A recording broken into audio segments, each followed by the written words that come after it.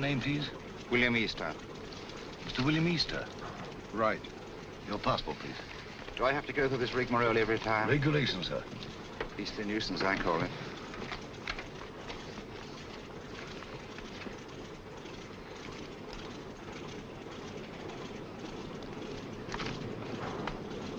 You'll receive your American visa in Lisbon. Will there be time? Definitely. We seem to have cut our time pretty close, Sir Henry. Have you a word, Sir Henry? Do you wish to make any comments, sir? Sir Henry, what is your destination, New York or Washington? I'm sorry, I have nothing to say. Sir Henry Marchmont, official business. Oh, Sir Henry Marchmont. Sir Henry, Joe? Good luck, Sir Henry. Thanks, I may need it. Shall I take your case, sir? Definitely not. Sir Henry, don't mind. Sorry, gentlemen. I see. You think the old boy carried the fate of the Empire in that little black case? Perhaps he does. Time's up, boys. Roll it away. Lively now. Hey, just a moment. You're shy of one passenger. Hold on. Wait a bit. Wait, I say. I've got passage. Yes, all right. Your name, sir? Grayson's the name. John Grayson, senior clerk, Paro, Nash and Paro, solicitors, Chancery Lane. You've got it all there. Everything quite regular. Sorry to delay you. Missed the bus. Had to take a taxi. Fearful nuisance. Yes, sir. Hop aboard, will you? We're late now. Thanks. Thanks awfully. Sorry to delay. Thanks awfully. Right-ho, boys. Roll it away. Excuse me, sir. Awfully sorry. Quite all right. No sense of balance. None whatever. Thanks. Clumsy of me. No sense of balance. That's what it is. Effect of the inner ear, I fancy.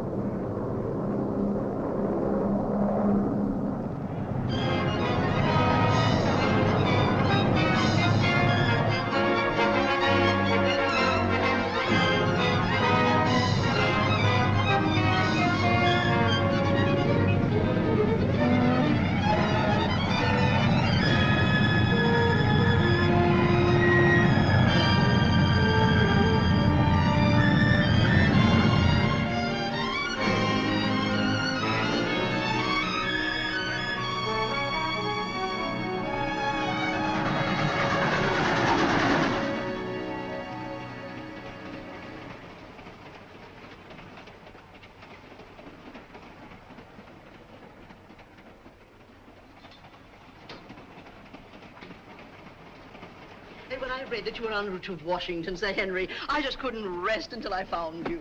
Now, do you know, when can you dine with us?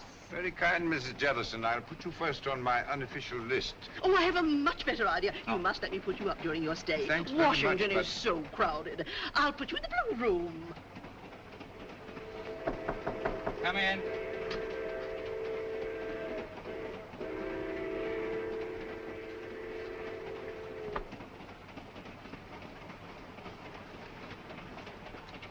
Thank you, sir.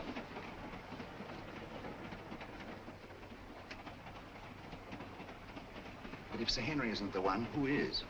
I don't know. But the head received a cable from London tipping him off. It's up to us to find the real British agent before this train reaches Washington. Yeah. Whoever's got the document will be protected there. If Sir Henry isn't carrying it, I've got it. Besides Sir Henry and myself, only one man has come all the way from London. A chap called Grayson, John Grayson. Well, then Grayson's our man. Grayson's carrying the document, while Sir Henry's being used as a decoy. It's so old, it's new.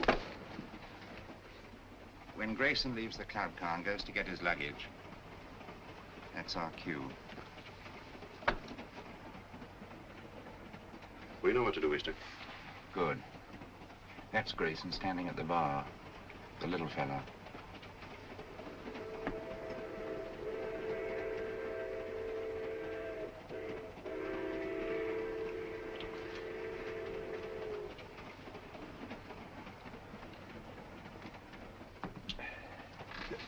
Excuse me, sir. Don't give it a thought, brother.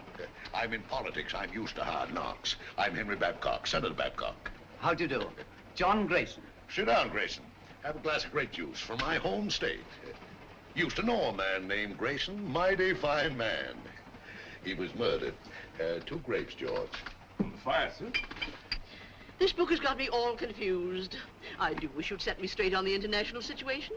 Rather large order, I'm afraid. Oh, you're so right, Sir Henry. One must take the broader view, I always say.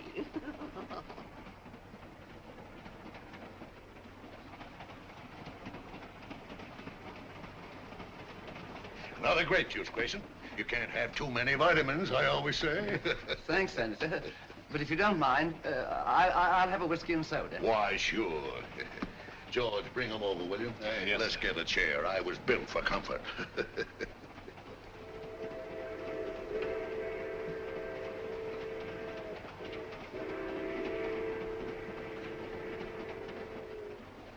Jolly little beggars, what? Kept some myself as a lad, till Mother got a cat. Shh. Don't say C-A-T. Oh, sorry.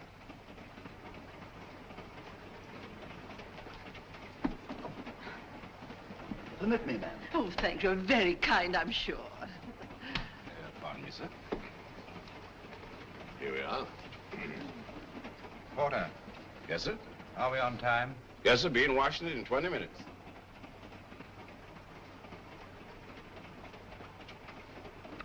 By the way, Grayson, what's your line? Line? Yeah, what business you in? What's your racket? Oh, I represent a London legal firm, Barlow, Nash & Barlow. Barlow. I used to know a man named Barlow. No, it was Marlowe. Couldn't have been the same fella. No, I suppose not. I've been making the tour of my state, getting the opinions of the home folks, taking a lot of their ideas back to Washington. I'd like to hear more of your activities, Senator. Give me your address, sir, and I'll have all my speeches mailed to you. You're quite too kind, sir. Sorry I have no card.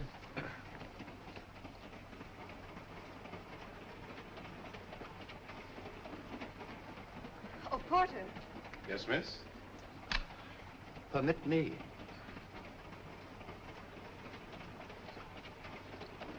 Thank you very much. Not at all. I'll be at this address for the next week or so. I hope. Thank you. I'll get my papers together. Pleasant meeting, my friend.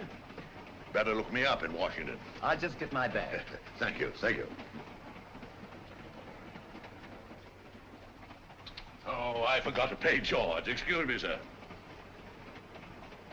What's the matter? Just a little blackout. Keep your seat. Just a little blackout. Keep your seat. Mice! Oh, dear. All gone.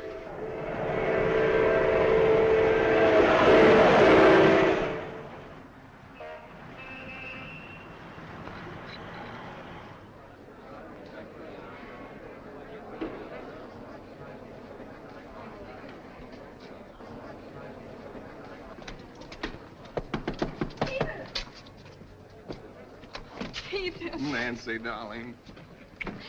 I didn't dream you'd be able to meet me. George. I got leave. Oh, darling, that's wonderful. Just 3 days. Oh, that's awful.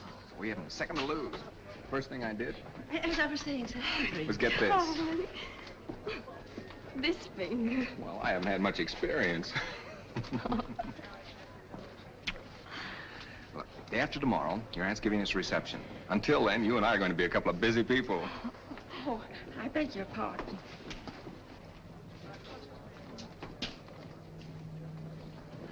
Goodbye. Who's your boyfriend? You needn't worry. He just lit a cigarette for me.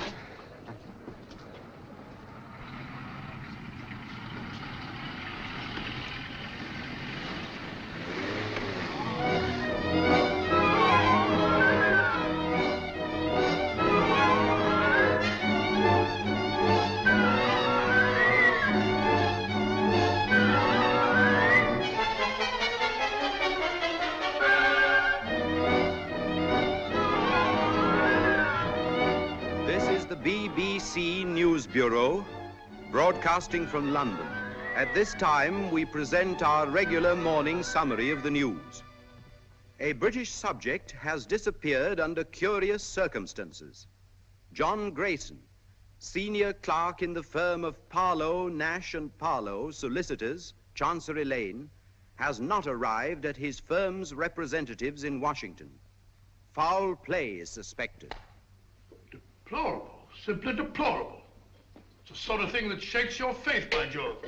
I say, Holmes, shakes your faith in everything. You alarm me, Watson. I've never seen you affected by the news, however startling. Startling, my dear fellow, it's devastating. Seen the scores? The Navy got 428 for 6 wickets against the Army at Lord's. May I draw your attention to the fact that really momentous things are happening in the world today? Oh, I know all about that. I'll get to them later on. Excuse me. Mind my egg, old bean. Oh, I'm sorry. With your consuming interest in the game, I'm surprised that you've changed your mind about running up to Lord's cricket ground this afternoon. Well, can't be helped. I had to put it off. How did you know I changed my mind? Elementary, my dear Watson. Invariably, when you go to a cricket match, you fill your flask with my best whiskey. Just now, I noted in passing that the flask was empty. A single whiff informed me that it had been recently filled. Obviously, after filling it, you would pour the contents back into the bottle. Therefore, you had changed your mind about a cricket match. You amaze me, Holmes. You positively amaze me. Come in, Mrs. Hudson. Oh, excuse me, Mr. Holmes. There's a gentleman, and he's very insistent. Well, I do declare he followed me right up the stairs. Didn't I ask you to wait? My good woman, you may ask me to wait, but not the British Empire. Mr. Holmes, I must talk to you immediately. How are you, Mr. Irons? That will be all now, thank you, Mrs. Hudson. My good woman, indeed.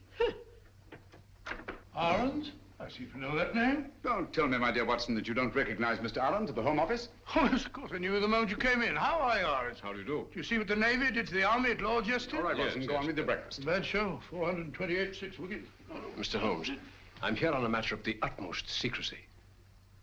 Now, I assure you, Mr. Arons, that Dr. Watson is the very soul of discretion. Won't you sit down?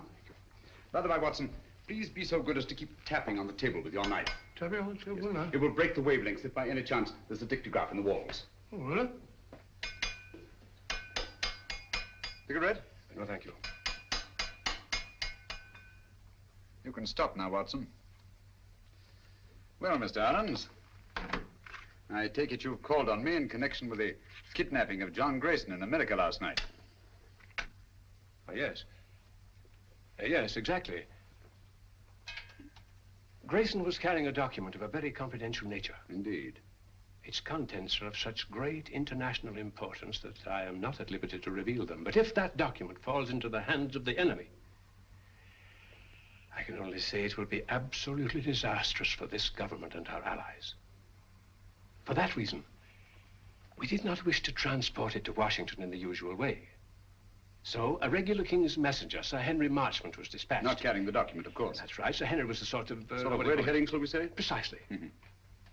The document was actually entrusted to a reliable but insignificant man in our Secret Service. On his arrival in Washington, he was to make himself known to Sir Henry and deliver the document. Now, not even Sir Henry knew that this man, Pettibone, who traveled under the name of John Grayson, was the real messenger. Pettibone? Yes. Alfred Pettibone? Yes. Good man. None better. I've worked with him often. I hope you may be able to work with him again. But he's completely disappeared. He's vanished, gone, without leaving a trace. I can see the possibility of serious ramifications in his disappearance. Exactly. So far, we've been able to keep the knowledge of our loss from both the American and British public. Holmes, you must retrieve that document before it can be used against us. Of course, the Washington police have been notified of Grayson's disappearance, but even they don't know that he was carrying the document. Now, that's about all the detail I'm at liberty to give you. Well, if they've got Grayson, that is Pettibone, they must have got the papers. Not necessarily, Watson. It doesn't follow because they've got the man, they've got the document. What form was this document in? It was typed on 2 sheets of legal paper. 2 sheets? That's too bulky to swallow. And dry, Watson. Fearfully dry. Especially legal papers. Well, whatever shape the document was in, I trust Pettibone to get rid of it before anyone could lay hands on him. The document must be found before it falls into the hands of our enemies. I'm here on behalf of His Majesty's government to urge you to find it. That means going to Washington, of course. With all possible speed. A bomber is waiting for you at Croydon. Goodbye, Dr. Watson. Goodbye, sir. Goodbye, Aarons. Goodbye, Holmes. Good luck. Thanks very much. We're relying on you.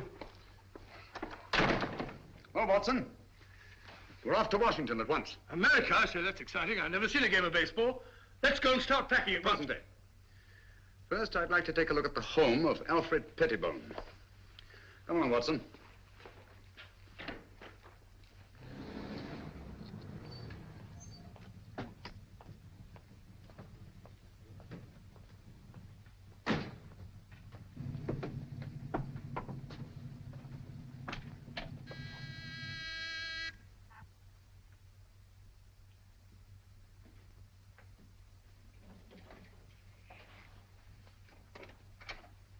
Why, Dr. Watson, what a surprise.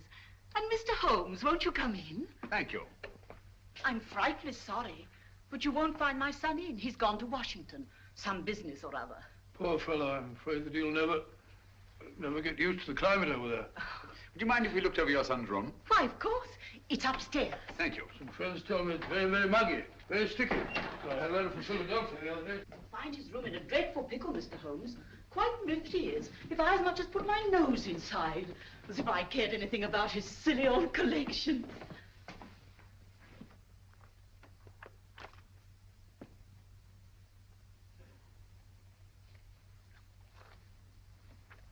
This sort of Pettibone seems a curious sort of fellow. Sort of collector of collections.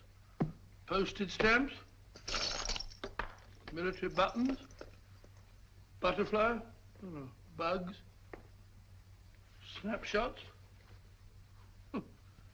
all sorts of rubbish. Yes, I shall write a monograph someday on the noxious habit of accumulating useless trivia.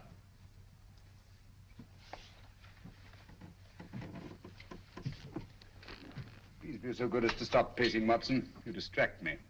All right, all right.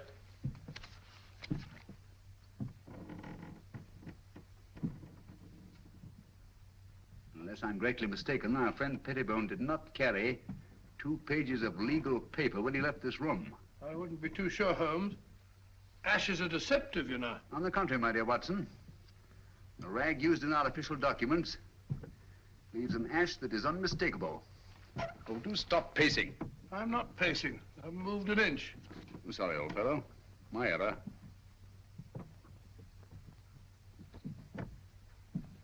Must be Mrs. Pettibone. Heavy woman, light on her feet. Doesn't follow. Our friend seems to be quite a camera enthusiast. What's this? Cook F1.5. That's a very fast lens. F3.5. Summer. Copying setup. American match folders. That's right. USA. Now, why would Pettibone want American match folders in his work? And a microscope. Most interesting. Oh, what's this? Watson, this microscope was last used for examining microfilm. I'm beginning to see the pattern. Stop now. Did you know that the letters of our soldiers overseas are being photographed on microfilm so that one carrier pigeon can carry the equivalent of 18,000 letters? Oh, really? We had a carrier pigeon in the last war. Back in 1915, belonging to the Brigade Signal Corps. Did you? Yeah, the poor bird kept flying round and round in circles all day long. Found out later on that it was cross-eyed. Tragic thing. Huh? Perfectly true. Where are you going? Huh? Oh, darkroom, huh? This is what I was looking for. Huh? This projector magnifies tremendously anything placed on the slide, like this piece of microfilm. Understand? I can't say I do exactly now. Wait a minute. I'll show you what he's photographed.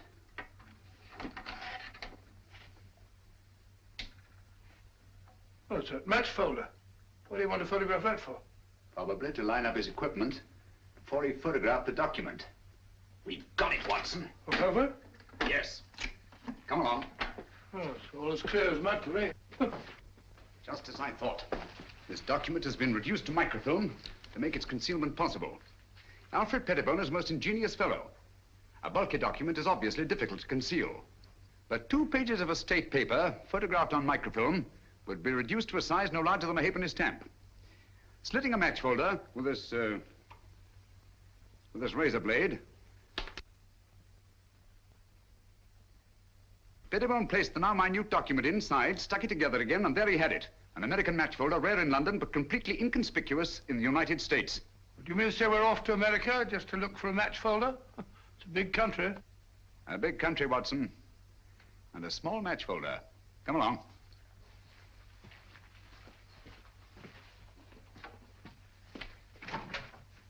Did you find what you were looking for, Mr. Holmes? Yes, thank you, Mrs. Pettibone. By the by, you haven't been up on the roof in the last 20 minutes, have you? Why, no. What made you think... Well, we distinctly heard footsteps. Nonsense, Watson. It was the house settling. Gracious, yes. Such popping and groaning. We're quite used to it. Thank you. Goodbye, Mr. Holmes. Goodbye, Mrs. Pettibone. Goodbye, Dr. Watson. Goodbye. So sorry you missed Alfred. I'll tell him the minute he gets back. Gets back? Oh, yes, of course. Well, goodbye again, Mrs. Pettibone. Just a minute, Watson.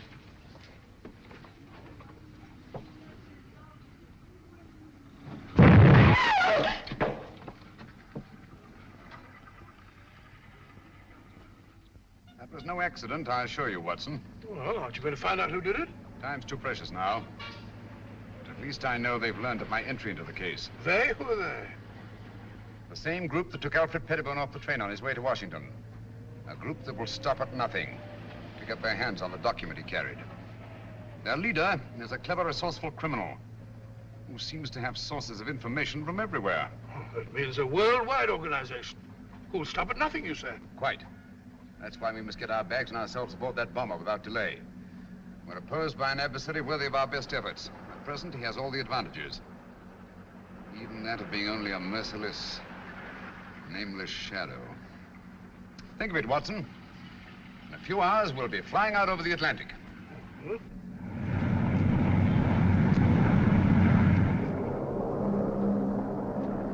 We're flying over New York, sir. New York, eh? Yes, sir. We've been cleared by radio. Non-stop Washington.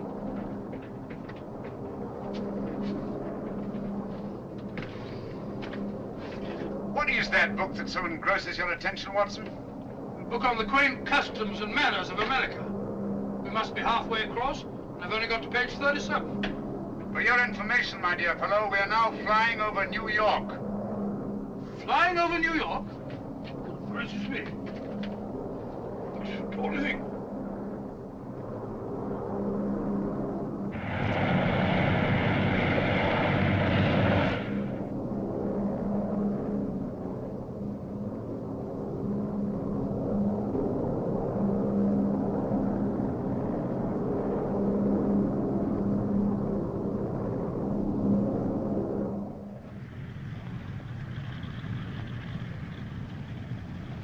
Embassy car, Mr. Holmes. You're being very helpful, Mr. Lang. Detective Lieutenant Grogan of the Washington Police. How do you do? Welcome to Washington. Thank you. This is my associate, Dr. Watson. How do you do, sir? How are you? I suppose I should say, how are you, buddy? What's cooking? Oh, come along, Watson. Oh, it says in the book. What's cooking?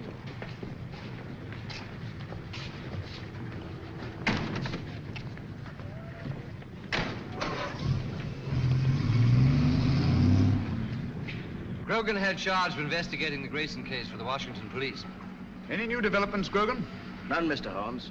We're glad to let you have our complete file. And, of course, we'll cooperate in every way. Thank you. I shall appreciate your help. Especially as I'm unfamiliar with your country. Oh, yes, of course. This is your first visit. Oh, there's the Lincoln Memorial.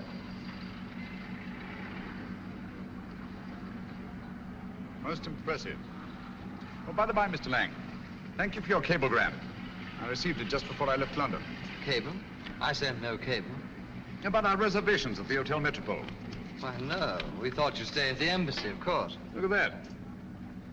Well, since some strange person has taken such an extraordinary interest in my welfare, I think I shall stay at the Hotel Metropole. Oh, Mr. Holmes, there's the Washington Monument. There's the Capitol, Mr. Holmes.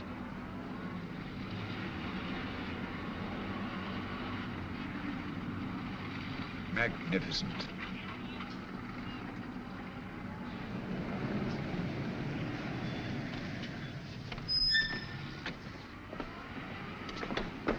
We're expecting you, Mr. Holmes. Thank you. I questioned everybody known to have been in that club car, as a matter of course. Sir Henry Marchmont confirms that Grayson had contact only with the people on this list.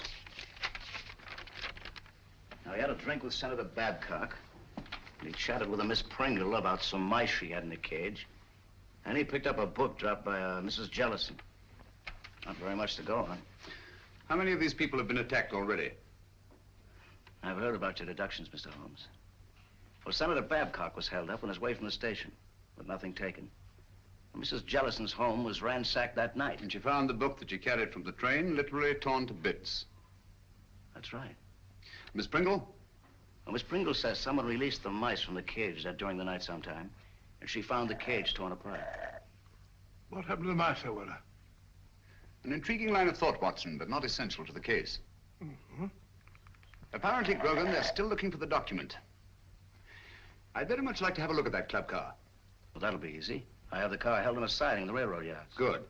But we've searched the car thoroughly, Mr. Holmes. We couldn't find a thing. Well...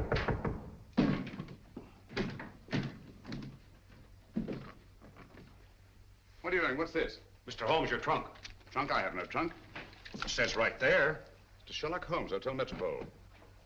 How was this trunk delivered? The expressman brought it, sir. What's the name of the company? Do you remember the license number? Well, naturally, I didn't notice that. I just signed for it. All right, thank you. That'll do. Well, this trunk's not locked.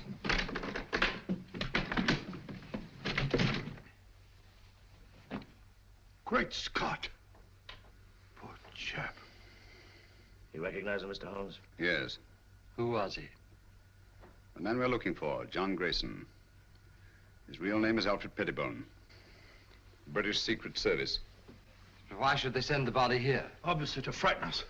Or to tell us they know that Sherlock Holmes is on the case.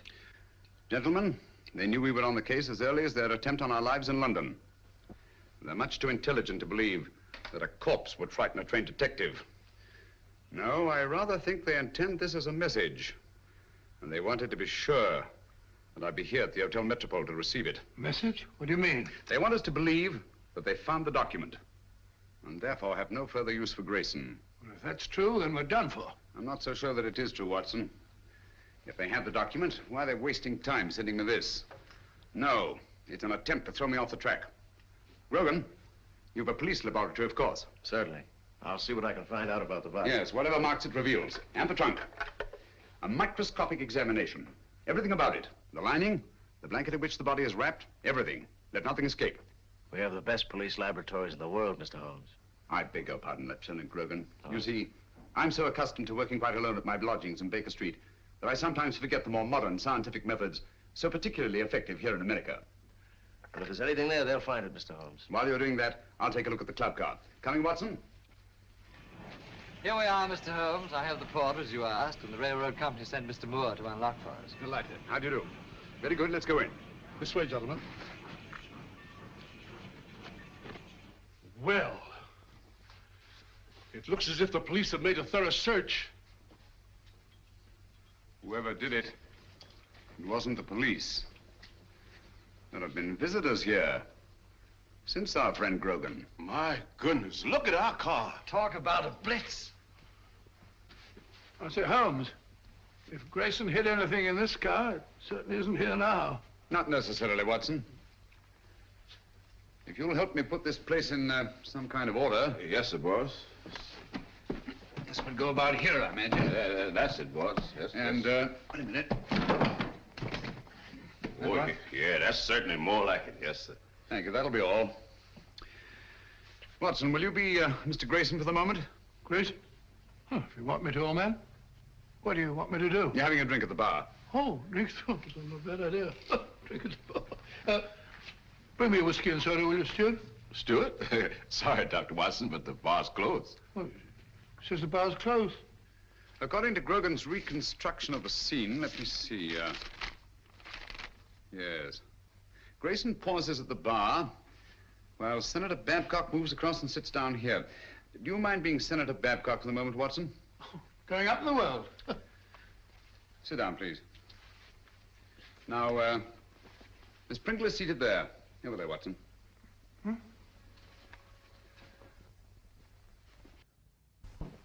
Now, Miss Pringle. That's right, the mouse woman. Oh, the mouse woman. Watson, over here, please. No, not there. Not there. That's Senator Babcock. Oh, pardon me, Senator. Sit down, please. Now, you're Mrs. Jellison. Oh, excuse me, Mr. Holmes. He ain't Mrs. Jellison. He's the young lady. What? Sir Henry Marchmont was sitting right here, and Mrs. Jellison was right here. She's a sort of a big, fat lady. What did Grayson do that attracted your attention so particularly to Mrs. Jellison? The little man, he retrieved her book. And the young lady sitting here, didn't she converse with the little man? No, sir. That young lady didn't have no converse with no one. When the little man lit a cigarette, she ran back and said, "Thank you very much." But you have matches here for your customers. Oh, yes, she called me, and I saw a cigarette, and I knew she wanted a match. And Grayson used one of his own matches. Dog it. Oh, yes, he took a folder from his coat pocket. Did he put the match folder back in his pocket, or did he give it to the young lady? I don't remember. I was fairly busy. Try to remember. Well, if I should try to doomsday, I couldn't rightly say just what happened to that match folder. Oh, yes. I remember just one important thing. What? When the little man lit his cigarette, he said something very peculiar. What was it? He said, "Permit me." Oh. Well, gentlemen, I'm extremely grateful to all of you. That's all we can do for the present, I think. Since the place was torn to bits after the murder of Grayson, and the attacks on Senator Babcock, Mrs. Jellison, and Miss Pringle, I'm convinced that the document left the club car long before these events. But how? By whom? And who was the mysterious young lady whose cigarette Grayson lighted? Did anyone meet the young lady? He sure did. He? Who was he? Tall, handsome, in a uniform. I see. I suppose you wouldn't remember what kind of a uniform. I certainly would. Lieutenant, Navy flyer. My boy's in the Army. He's gonna be a flyer, too. Splendid. Did you happen to hear them say anything? Oh, I didn't happen. I just couldn't help hearing it. Mm-hmm. Well, what did they say? Oh, yes, he said he had 3-day leave. He had to move fast before the big part her aunt was giving him. Then, too, he put a ring on her finger, and they both looked mighty happy. Mm-hmm. Just the way you looking right now. And the way I'm looking myself. Come on, Watson. That's the girl. I told the head I could swear to it. Is the address there? All there. Right in our laps. And also right in the lap of Sherlock Holmes. That's the least of our worries. The head could handle 10 like Holmes. I hope so. But don't underrate that Englishman. I have several friends who did. They now grace some of the best prisons in England.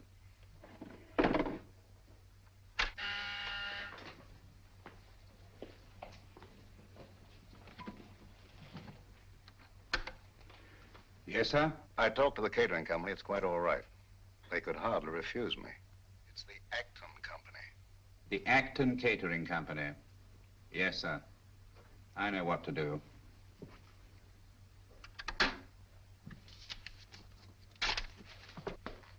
Hop over there. You're going to work for the catering company. Right. When you get in the house, find out all you can. Katie. Yes? You're to go as a guest. Will it be safe? It'll have to be. I'll try and get in the girls' room. Unless you hear from me, carry on as we planned. Flash Gordon. Seems a very capable fellow. Sports pages. These Brooklyn fellows seem to be arguing with the umpire. Story thing. What are you eating, Watson? Gum? Oh. Put it away.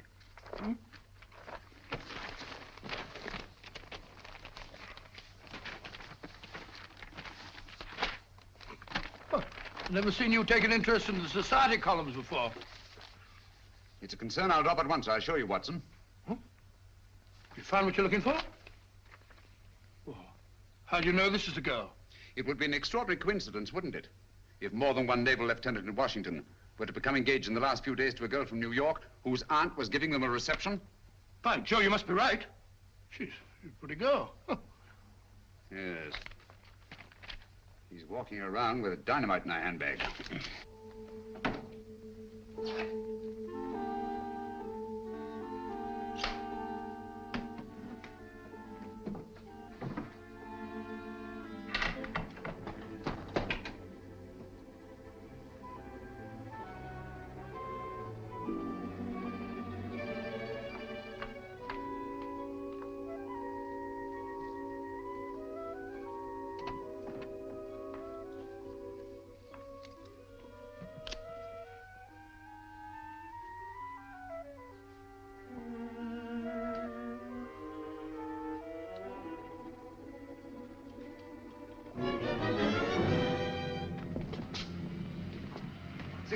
Wardlaw Place.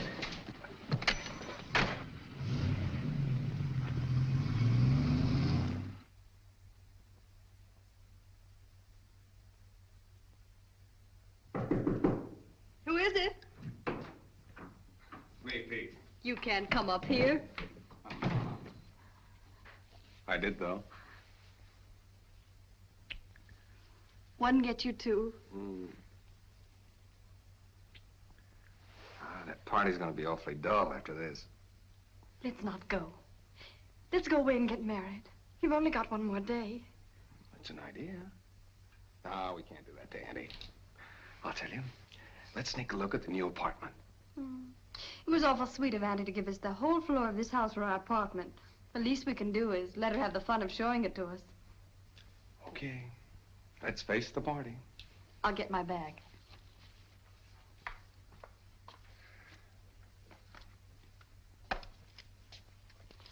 Thank you. Oh, no, you don't. That's the way I got them.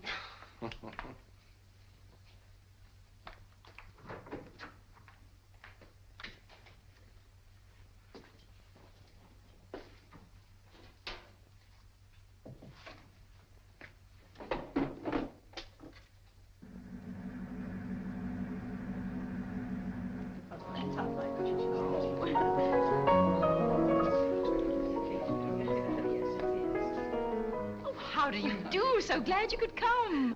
This is Mrs. Oh, dear, what is your name? Muxton. Of course, I know it as well as my own. And this is Mrs. Vale. How do you do? Isn't it? Quite. Oh, of course. Any luck? Not yet. That must be Lieutenant Merriam with Miss Partridge over there. Certainly glad to hear the news, Pete. Congratulations. Oh, thank you, Major. Thank you. You're a lucky guy, Pete. I'll see you later. 3rd floor, 1st door. Right. I'll wait there. You bring him up. Thank you, sir. A toast to the happy couple. A toast. Very good. Happy landings. May I have one of those? Certainly. Me too. Thank you. I know what I'm doing. Lieutenant Merriam? Telephone, sir. Navy Department calling. Oh, yes. Be right back. Lead on, Macduff. This way, sir. Matches. Match me, darling. Dig them up. Thank you. Oh, Pete, hold it. You can keep them, Major. Oh, thank you.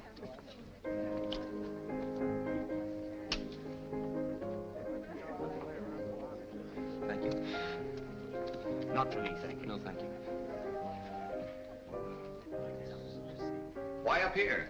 They said it was private. There's a phone in here, sir. Hey, it's my new apartment. Miss Partridge didn't want me to see it till after it was finished. Here you are, sir. Quite a smell of paint, sir. In here, sir. Thank you.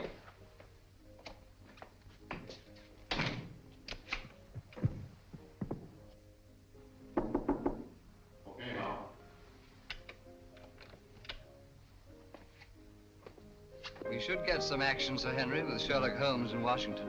Yes. I don't mind telling you I'd give anything to get my hands on that document. Yes, I know. Or at least know that it's in safe hands. Thanks. Engaged today and married tomorrow. No, thanks. Have you a match? Miss Partridge? Yes? Lieutenant Merriam asked if you would come to the new apartment. But he's not supposed to see it yet. The new apartment? He must think you're already married. Yes, I don't dare let that man out of my sight. Excuse me, will you please? Surely. Oh, I'm so sorry. May I? Thank you.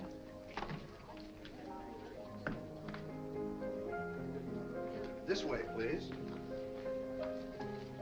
Oh, I know the way, thank you.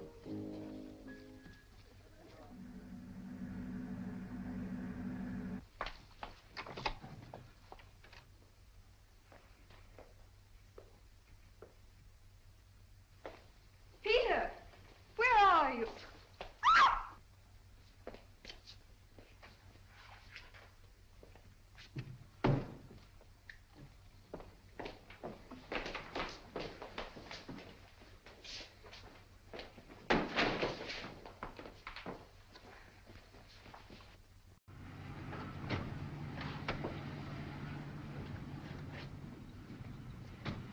Well, here we are, Grogan. Good connection. We'd better go into the party. Well, I think you better go in first, Mr. Holmes. I'm not very good at this sort of thing. I think you do all right.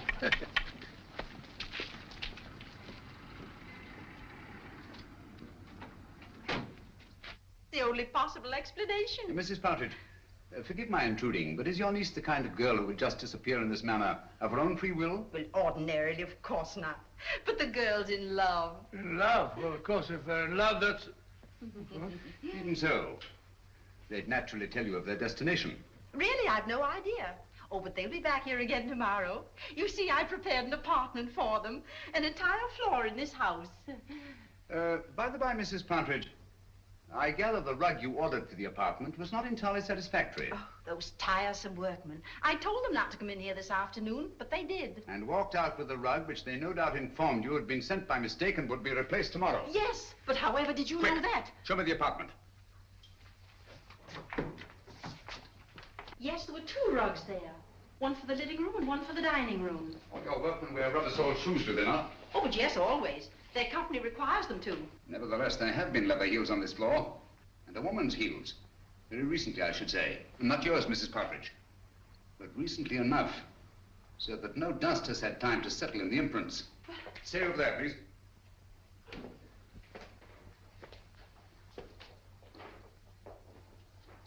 There seems to be a struggle over there.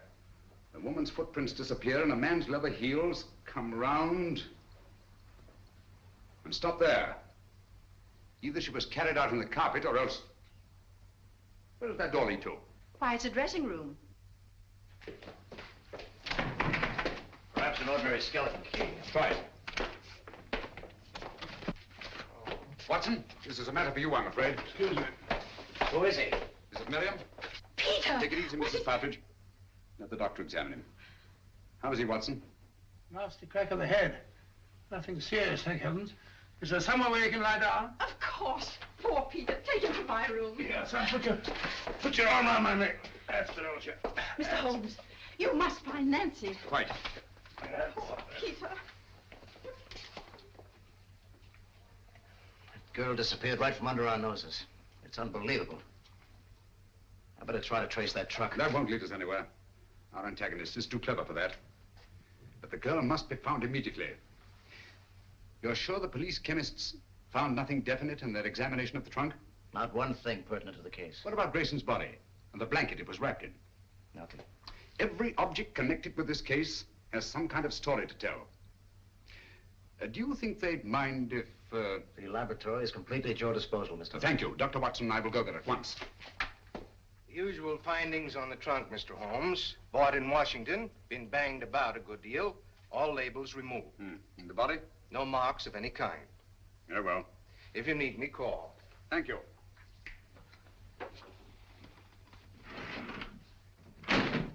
Watson, please. Just tidying up a bit. This blanket is beginning to tell me many things. Really? Don't say so. It only remains to translate them properly. Yes. And just as I thought. This blanket has had a most varied history. It's been on many a sea voyage. The latest not 6 months ago. Since then, it has been used to wrap a multiplicity of objects. Carvings of teak wood. Candle snuffers made of pewter.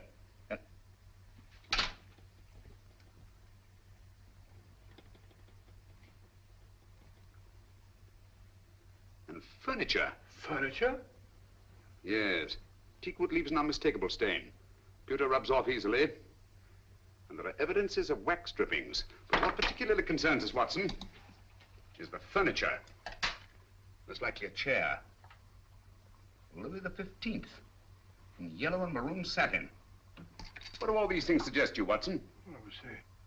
An aunt of mine, Matilda, lives in Brighton. Very old-fashioned. Very aged. Exactly. Antiques. We've a lot of ground to cover before nightfall. Ground? What ground? If necessary, all the antique shops in Washington. A-N-T-I. There we are, antiques. Antiques? What connection is there, Louis XV's chair with this partridge girl? This slipper of wood came from a Louis XV chair that had once been wrapped in that blanket. From other evidences the blanket supplies, I deduced that it's been used in an antique shop. And whoever controls those antiques murdered Grayson and kidnapped the girl. What? That's it, Watson. Come along. Before the girl's kidnapper becomes her murderer.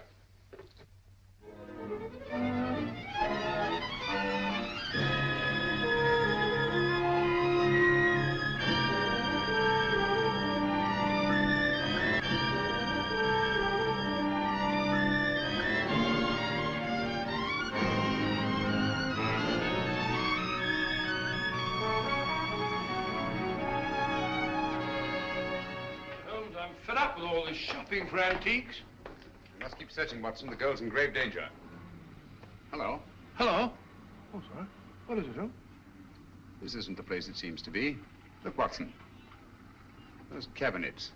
Obviously imitation, and yet they're priced as if they were authentic.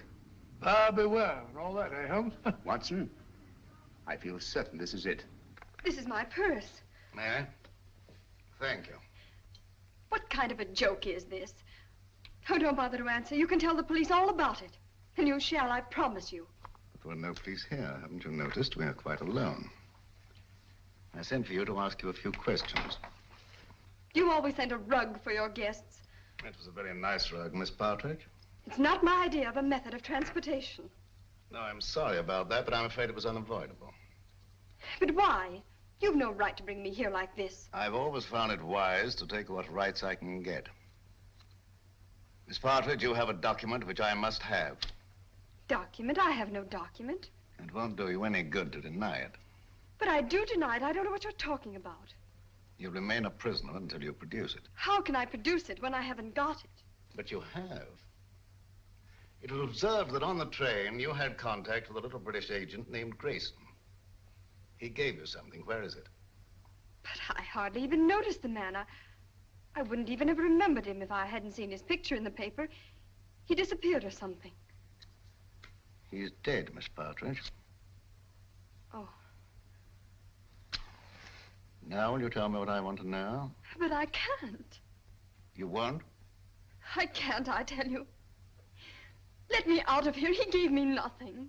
It's strange, because I know he spoke to you. There's something very curious about that door up there. To open it, you'd have to know the combination. But I tell you, I spoke to no one on that train. Oh, didn't the little man try to be attentive to you? Oh, he may have offered the usual courtesies. I don't even remember. I see. I'm sorry. Aren't you spoke one of these? Thank you. And you're quite sure he said nothing at all to you? Of course I'm sure. Permit me.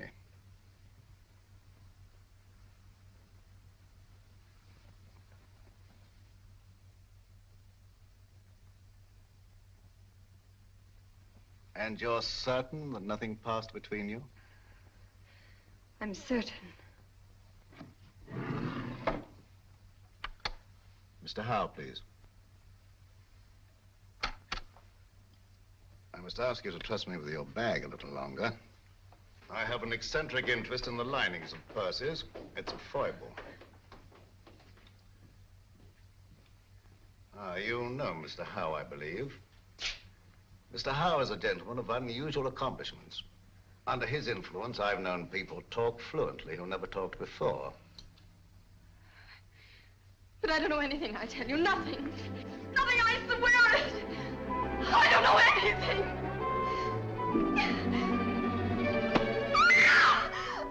You stay out here. I'll go inside. I'll assume the character of an eccentric art collector. As soon as I'm convinced that this is the place we're looking for, I'll signal to you. And you get Grogan and bring him here on a run. But don't lose any time. An extra second may cost a life.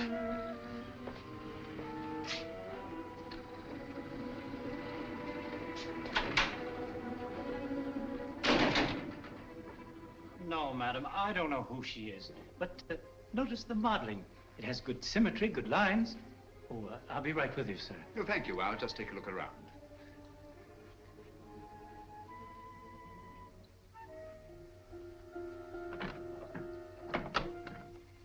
What an extraordinary cabinet. Spanish. Moorish influence. Imitation, of course. It is not an imitation, it's authentic. Oh, come now, my dear man. Ah. May I see some of these ceramics? Those aren't for sale. They're Ming vases mostly, and they haven't been marked yet. Well, that's really a very little consequence.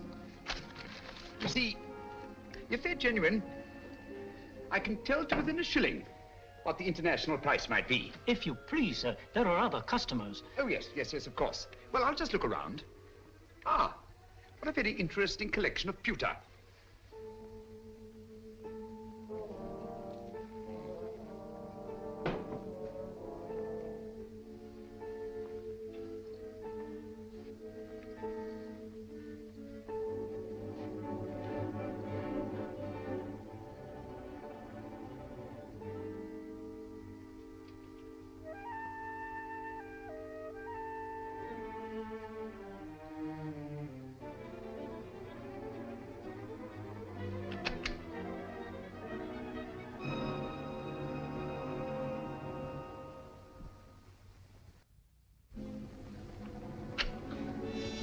That'll be $500. Now, would you just give me the address where you want it sent? Yes, Mrs. J. Wellington, Jr. DuPont Circle.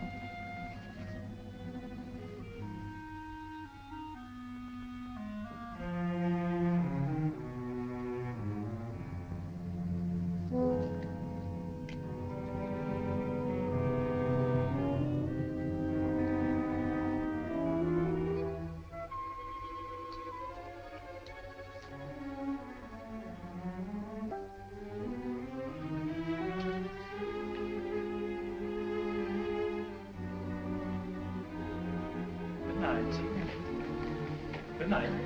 I'll have it sent out in the morning. Oh, dear. I'm most terribly sorry. You've broken one of our best pieces, sir. Ming Dynasty. Tang Dynasty. Not Ming. Definitely not Ming. It is my business to know, sir. The pottery is Ming and worth $2,300. As we're closing for the evening, I must ask you to settle at once. Oh, nonsense, my good man. Tang pottery is worth $600 at best. Just a moment, please. Yes, of course. Hello? What's going on up there? A customer dropped a valuable piece of pottery. I'll finish with him immediately. How can you say that it's Ming? 2,300 fiddlesticks. You ask $2,300 for something that's worth no more than $600. I demand to see the proprietor. Now, wait There are a minute, bureaus please. for the protection of innocent customers. Show me to the owner of this establishment, or I'll turn the entire affair over to my legal representative. Ming, indeed. Just a What minute. chicanery, what skullduggery. I mean to put an end to it this very night. Ming for Tang, indeed. And I won't be put off. Call the proprietor immediately. Very well. Just a minute. Yes? This man's mad. An eccentric collector. I can't get rid of him. Insists on seeing you in person. All right, stall him for half a minute, then send him into my office. I'll get rid of him, and quickly. Oh, how? No screams till the customer's gone.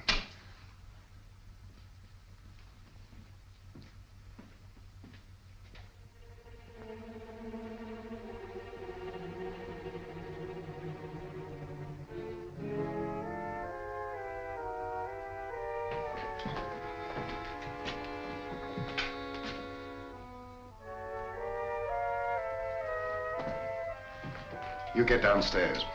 Yes, sir.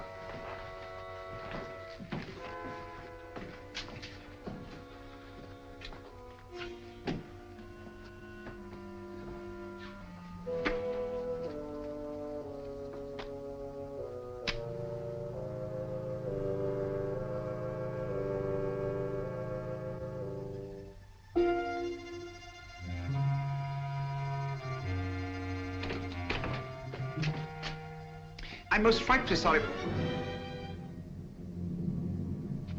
I'm most frightfully sorry about the vase, but really, sir, your clerk is guilty of attempting the most obvious fraud. You see, he tried to convince me that I'd broken a Ming pottery when anyone could see that it belonged to the Tang era. Its value is no more than $600. All right, you pay him the 600. We'll call the matter settled. Oh, thank you very much, sir. Thank you. I'll send you my check in the morning. I see you know the London value of these pieces. It's my business. Exactly. Yes, exactly. You know, I think you're just the man to help me find some furniture I'm anxious to get. I'm most frightfully bored with the usual conglomeration of pieces that we can pick up on the other side. What do you really want, Mr. Sherlock Holmes? Herr Heinrich Henkel, or as you now call yourself, Mr. Richard Stanley. In 1914, secret agent to the German Kaiser. Since then, head of the most insidious international spy ring that ever existed. You're wrong. A case of mistaken identity. I've been a respected member of this community for a great many years. I deal in antiques because of their rarity and beauty. Merely a device to cover up your real business of transporting secret information to the enemies of this country. Very interesting, but just a figment of your imagination. I'm a very busy man, Mr. Sherlock Holmes. Where's Nancy Partridge? You're not looking for that girl. You're looking for a certain document. Oh, dear me, no. The document's perfectly safe. You see, the man who has it doesn't know he has it. That's a very pretty tale, but quite untrue. The only man who had any contact with Grayson on the train was Senator Babcock. The senator doesn't have the document. We took the trouble to find out.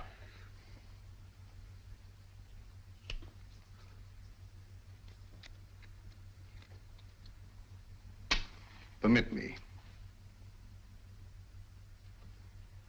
Thank you. Perhaps you've been misled by the common notion regarding the shape and bulk of state papers. They might easily have been reduced to a convenient size, you know. Say, a document no larger than a postage stamp. Postage stamp, huh? That's a very interesting theory, but not supported by the facts. And quite beside the point. Where's the girl? She's not here, of course, but you're quite at liberty to look round if you care to. Thank you. I shall do so.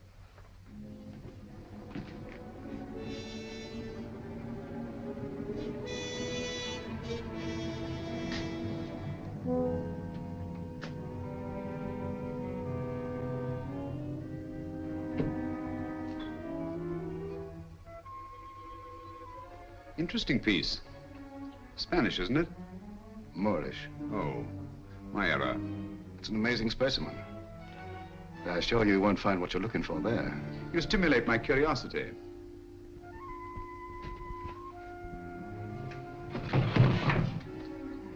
This might be interesting.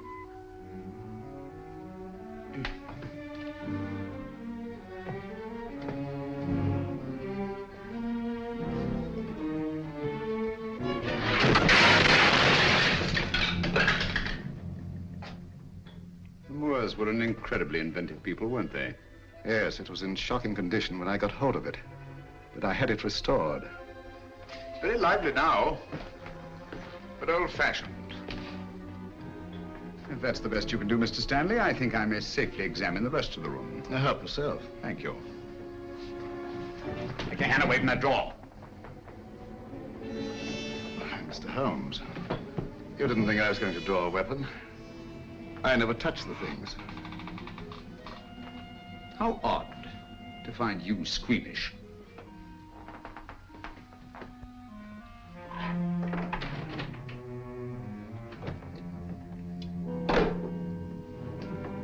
That connects only with the shop.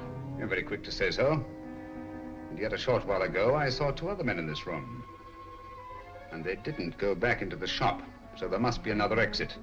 And perhaps another room. Yes, Mr. Stanley, what is it? Bring Miss Partridge here at once.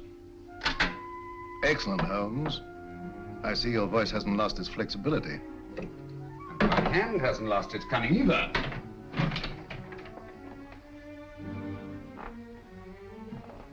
When they come here, tell them to leave the girl with you and to clear out. You think I'll do that? Yes, you will. You're playing with lives now, Stanley. Not just the girls. Thousands, millions perhaps. And we don't intend to let one man have that much power. Not now, nor at any time in the future. I prefer you alive to face the retribution that's coming to you. But if I have to do it...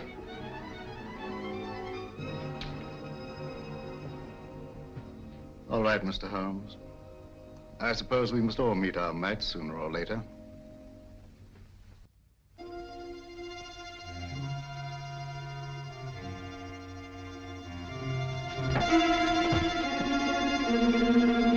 That's enough, boys. Take your hands off him. Well, Mr. Holmes?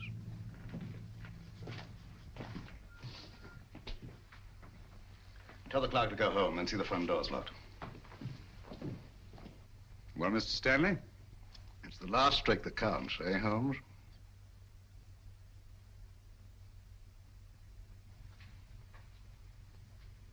I'll remind you of that later.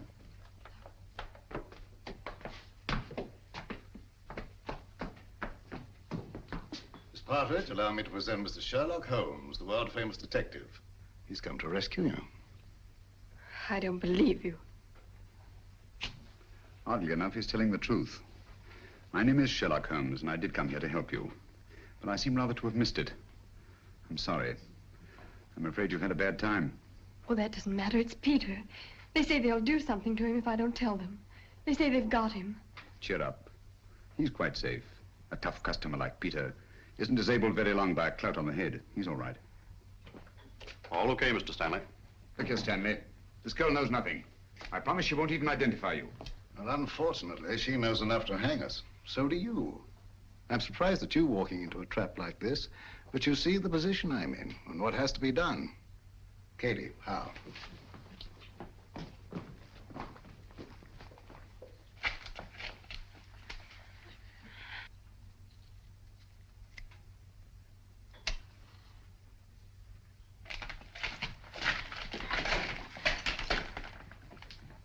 It will give me great pleasure to attend to Mr. Holmes personally. Easter, and the girl's yours.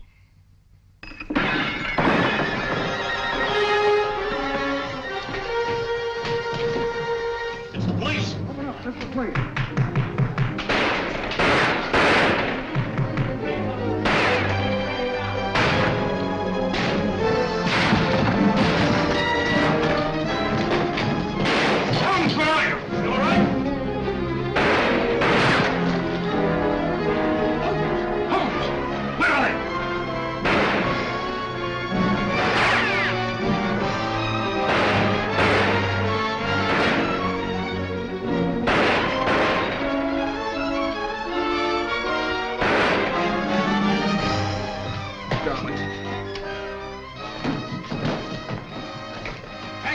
Safe.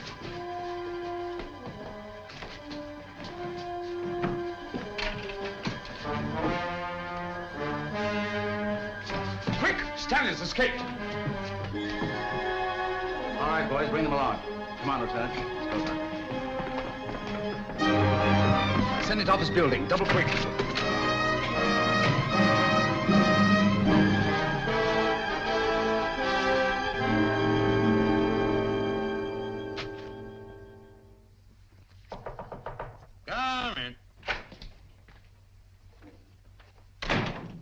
Glad you're safe, Senator. Safe? No man is safe. Look at the way my constituents snipe at me.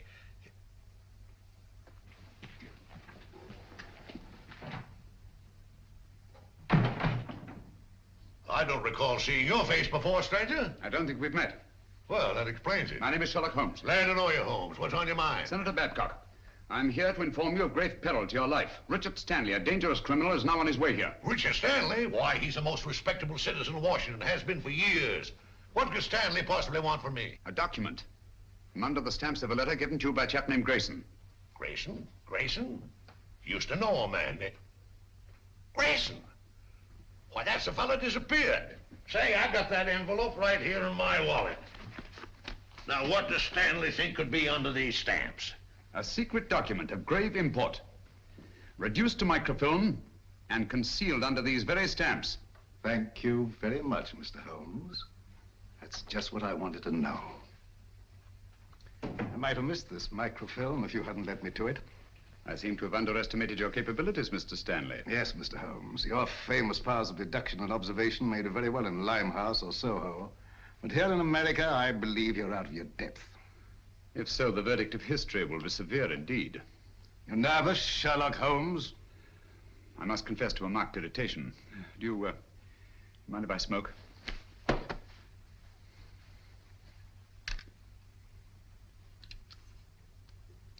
Thank you. The whole course of the world might be changed by your acquisition of the microfilm. Oh, it will be, and for the better. You match. You can keep those. Thank you. And now, if you'll pardon me, Mr. Holmes.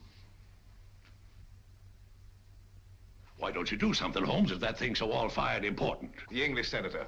Cricket, old boy, always cool in the crisis. The last trick, eh, Holmes? Yes. The last trick. Say, you're a smart fellow, Holmes. Here's the microfilm, Holmes. Thank you, Senator.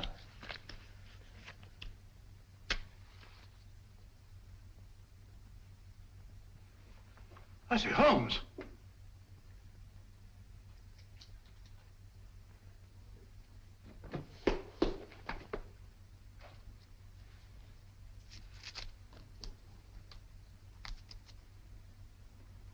This is the microfilm with the document on it. It'll be in the proper hands within the hour. As I told you, Mr. Stanley, the man who had it didn't know he had it. Come on, let's go. Well, it'll be nice to get home to Baker Street, eh, Holmes? Yes. But this is a great country, Watson. It certainly is, my dear fellow. Look, up there ahead. The Capitol. The very heart of this democracy. Democracy? The only hope for the future, eh, Holmes? It's not given to us to peer into the mysteries of the future. But in the days to come, the British and American people will, for their own safety and for the good of all, walk together in majesty, in justice, and in peace. That's magnificent. I quite agree with you. Not with me, with Mr. Winston Churchill. I was quoting from the speech he made not so long ago in that very building.